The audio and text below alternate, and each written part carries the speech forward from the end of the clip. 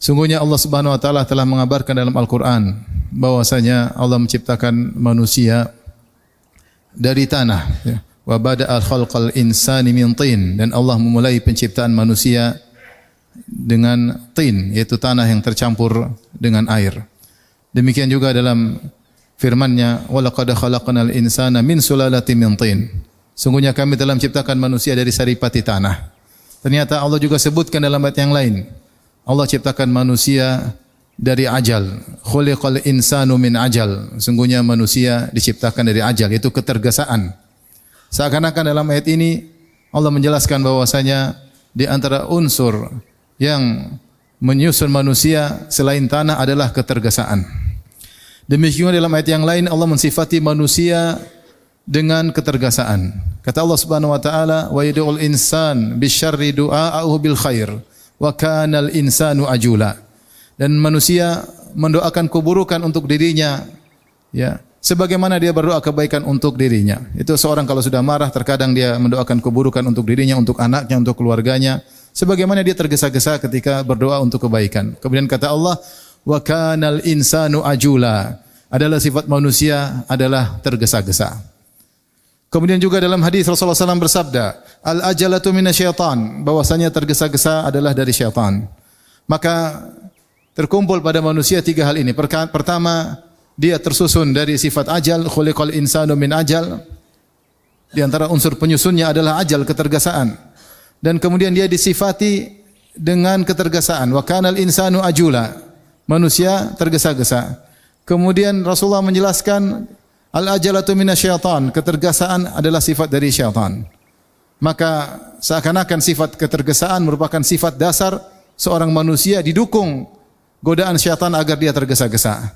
Maka dari sini seorang harus berusaha untuk melawan ketergesaan. Jangan sampai terjebak dalam ketergesaan. Karena dalam ketergesaan banyak penyesalan. Dikatakan oleh sebagian orang bahwasanya al-ajalah ummun nadamat, bahwasanya ketergesaan adalah induk dari segala penyesalan. Ma'asyiral muslimin, oleh karenanya sifat yang terpuji adalah al-anat, tidak tergesa-gesa. Ketergesaan adalah melakukan suatu tanpa memikirkan terlebih dahulu, tanpa menimbang dampaknya, segera melakukan tanpa berfikir. Itu namanya tergesa-gesa.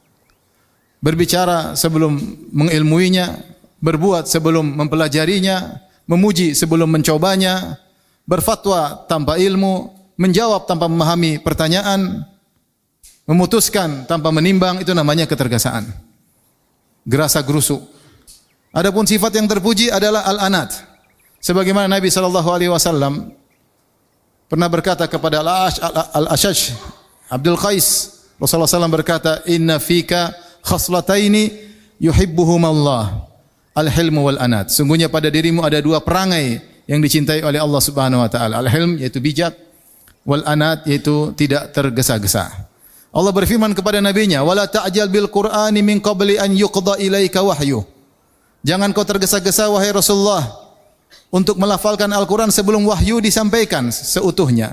Yaitu Rasulullah SAW tergesa-gesa ingin menghafal Al-Qur'an. Rasulullah SAW takut lupa ketika Jibril mendiktekan Al-Quran kepada Nabi, Nabi segera melafalkan.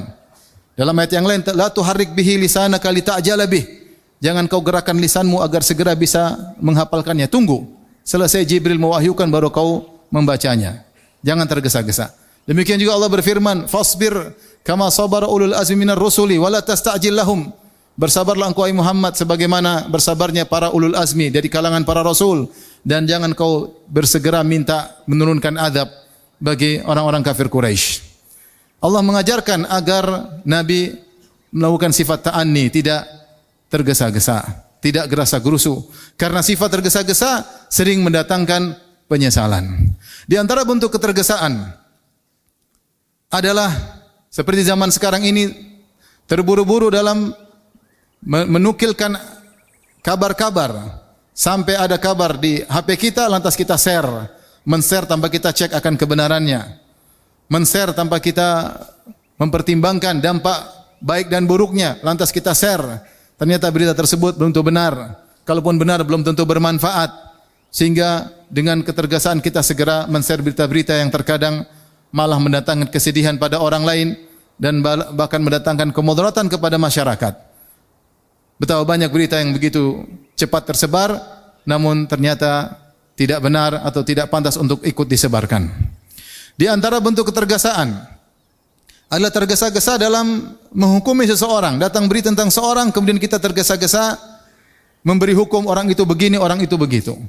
Padahal Allah mengatakan, "In ja'akum fasiqun binaba'in fatabayyanu." Jika datang orang fasik membawa berita, kabar tentang sesuatu, maka cross checklah, tabayyunlah. Maka datang berita tentang seorang, jangan langsung kita menghukum orang ini berarti begitu, orang ini berarti begini. Kalau kita ingin menghukum, kita cek dulu, kumpul berita dari segala sisi, baru kita bisa mengambil kesimpulan tentang orang tersebut. Betapa sering datang satu kabar, lantas kita benarkan kabar tersebut. Betapa sering kita hanya mendengar kabar dari satu pihak, tidak mendengar dari pihak yang lain. Dan itulah bentuk kezaliman, kita menghukum tanpa mendengar dari dua belah pihak. Dan inilah bentuk ketergesaan. Di antara bentuk ketergesaan adalah berfatwa tanpa ilmu. Betapa banyak sekarang masalah-masalah agama. Kemudian seorang dengan mudah menghukumi, hukumnya begini, hukumnya begitu, padahal dia bukan ahli dalam bidangnya. Bahkan kalau dia pun ahli, dia tidak mengumpulkan ya data dengan yang akurat dan lengkap sehingga kemudian dia menyampaikan suatu fatwa tentang suatu permasalahan. Yang mungkin permasalahan itu kalau disampaikan kepada kibar ulama, para ulama besar, mereka mungkin harus duduk bermajelis dengan puluhan ulama untuk merundingkan tentang permasalahan ini. Mungkin perlu seminggu, 2 minggu baru mengeluarkan hukum. Terkadang sebagian kita baru datang masalah langsung kita mengatakan hukumnya haram atau halal, padahal kita bukan ahlinya. Terkadang yang motivasi tersebut hanya ingin agar viral. Segera dia yang pertama kali berbicara, dia yang pertama kali ngomong, dia yang pertama kali berpendapat. Padahal permasalahannya bukan permasalahan sepele, tapi permasalahan besar. Dan hubungan yang terkait antara dia, terhadap dia, antara surga dan neraka. Karena di antara kebodohan adalah berfatwa tanpa ilmu. Dahulu para sahabat, kalau ada permasalahan, maka mereka mengoffer kepada yang lainnya. Kamu saja yang jawab, kamu saja yang jawab. Mereka tidak tergesa-gesa untuk menyampaikan permasalahan-permasalahan hukum. Namun sekarang semua orang hobi berbicara tentang masalah agama. Dengan mudah berbicara masalah agama. Ya, tidak takut kepada Allah Subhanahu wa taala. Di antara ketergesaan segera berbicara tentang hukum masalah agama tanpa ilmu. Di antara bentuk ketergesaan adalah mengatasi permasalahan keluarga terburu-buru. Emosi lantas menjatuhkan talak, menjatuhkan cerai. Emosi langsung mengusir istri dari rumah. Ya. Ini adalah bentuk kesalahan. Ada aturan dalam syariat terkait dengan masalah rumah tangga. Kalau istri melakukan kesalahan, maka ada tingkatannya. Wallati takhafu nusyuzahunna fa'idhuhunna wahjuruhunna fil madhaji wadribuhun. Nasihati dulu dengan waktu yang cukup menasihatinya. Kalau tidak mau maka diboikot. Kalau belum baik lagi maka bisa dipukul dengan dharban ghairu mubarrih, pukulan tanpa melukai. Kalau belum bisa lagi maka wa in khiftum shiqaqa bainihima fab'athu hakaman min ahlihi wa hakaman min ahliha. Yurida islaha yuwaffiqillahu bainahuma. Kalau belum bisa lagi maka utus utusan dari pihak keluarga istri dan pihak keluarga suami untuk merundingkan. Banyak hal. Bukan sedikit-sedikit kemudian cerai, sehingga betapa banyak rumah tangga hancur karena ketergesaan suami atau ketergesaan istri segera minta cerai atau segera kabur dari rumahnya menuju rumah orang tuanya sehingga menjadi permasalahan semakin runyam. Di antara bentuk ketergesaan adalah ketergesaan dalam beribadah. Rasulullah SAW pernah melewati sekelompok orang yang mereka tergesa-gesa dalam wudu. Sehingga ada bagian anggota wudu yang belum terkena air, yaitu bagian tumit. Maka Rasulullah SAW berkata, wailun lil aqabi minan nar, wailun lil aqabi minan nar. Celaka tumit yang belum terkena air wudu. Celaka tumit yang belum terkena air wudu. Kenapa terburu-buru dalam berwudu? Di antaranya Rasulullah SAW pernah menegur orang yang sholat terburu-buru. Karena qratil ghurab, seperti burung gagak yang matuk-matuk dengan cepat. Sehingga sholatnya tidak tumakninah. Sholat cepat. Di antara rukun sholat adalah tumakninah. Harus tenang. Kalau ruku maka ruku sampai lurus benar, baru kemudian i'tidal sampai lurus benar, baru kemudian sujud dengan sujud yang benar, tidak segera ya seperti patukan burung, maka ini salat yang tidak sah. Orang tersebut setelah salat dengan cepat datang kepada Nabi mengatakan kepadanya, irji fa shalli fa innaka lam tusalli. Sana balik salat, sungguhnya kau belum salat. Kenapa? Terburu-buru dalam salat. Ngapain terburu-buru? Bukankah kita sedang connecting dengan Allah Subhanahu wa taala? Bukankah kita sedang bercengkerama dengan Allah Subhanahu wa taala? Kata Nabi SAW, inna ahadakum idza kana fi salati fa innahu yunaji rabbahu. Sungguhnya salah seorang dari kalian ketika sedang salat dia sedang bermunajat kepada Rabbnya. Itu sedang berbicara berdua dengan Allah Subhanahu wa taala. Kenapa terburu-buru? Di antara bentuk ketergasan dalam ibadah yaitu bergerak berpindah kepada rukun sebelumnya, mendahului imam. Makmum yang mendahului imam. Imamnya baru Allahu Akbar dia sudah ruku di luar. Imamnya belum sempurna ruku dia sudah ruku di luar. Imamnya belum sempurna sujud dia sudah sujud di luar. Ini tidak boleh. Ini tidak boleh. Rasulullah SAW mengatakan, "Ama yakhshal ladzi." Tidakkah orang yang mendahului imam, tidakkah dia takut? Ya. Yasbiqul imam an yuhawwila ra'sahu ra'sa himarin. Allah bisa merubah kepalanya menjadi kepala himar. Aw yaj'ala suratahu surata himar, atau Allah merubah bentuknya menjadi bentuk himar. Maka di antara larangan haram adalah seorang ketika salat mendahului imam. Tunggu, jangan tergesa-gesa. Kalau imam sudah pindah ke rukun berikutnya, baru pindah ke rukun berikutnya. Jangan tergesa-gesa. Di antara bentuk ketergesaan dalam ibadah salat. Seorang habis salat, assalamualaikum, assalamualaikum, langsung pergi. Tidak sempat untuk berzikir. Sabar, pelan-pelan. Kecuali ada keperluan mendesak. Memang benar zikir setelah salat hukumnya sunnah. Tapi apa ketergesaan? Buat apa tergesa-gesa? Apakah ada yang sangat penting? Justru setelah zikir, setelah salat, itu ada ketenangan. Kecuali ada hal yang mendesak. Berzikir, kemudian melanjutkan kegiatan selanjutnya. Di antara bentuk ketergesaan adalah dalam doa. Seorang berdoa tergesa-gesa ingin dikabulkan. Ketika tidak dikabulkan, maka dia suudzon kepada Allah, kemudian dia tinggalkan doa tersebut. Kata Nabi SAW, yustajabu li ahadikum malam ya'jal. Seorang dikabulkan doanya selama dia tidak terburu-buru. Yaqulu da'autu wa lam mustajab li. Dia berkata, aku sudah berdoa dan tidak dikabulkan. Akhirnya dia pun meninggalkan doa tersebut. Oleh karenanya seorang berusaha melawan sikap ketergesaan, karena sikap tergesa-gesa sering mendatangkan penyesalan. Ma'asyiral muslimin, sungguhnya sifat yang terpuji adalah ta'anni, tidak tergesa-gesa. Kalau timbul ketergesan dalam hati kita, kita tenang. Sungguhnya itu adalah dari syaitan. Sampai kita cross check, sampai kita cek, sampai kita kumpulkan data, sampai kita timbang. Kalau sudah semua kita lakukan, maka silakan melakukan kegiatan. Jangan sampai kita melakukan kegiatan sebelum kita renungkan dan sebelum kita timbang-timbang.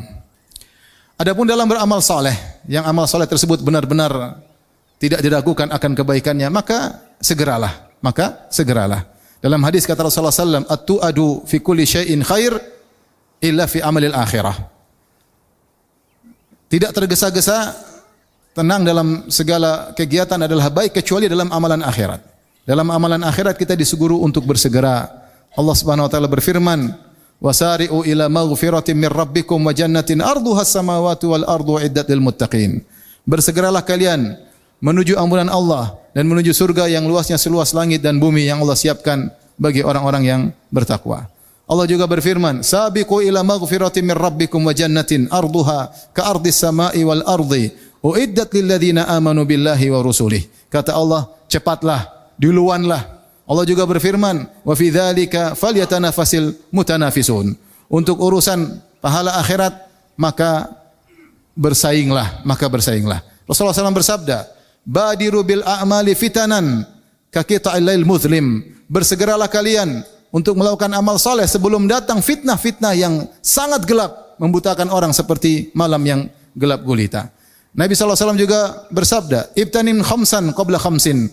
Segera lakukan 5 perkara sebelum datang 5 perkara yang lain. Di antaranya, syababaka qabla haramik, masa mudamu sebelum masa tuamu.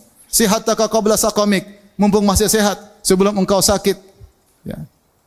Ginaka qabla faqrik, mumpung masih punya duit, lakukan kegiatan ibadah sebelum datang kesulitanmu, sebelum ekonomi lemah, sebelum miskin.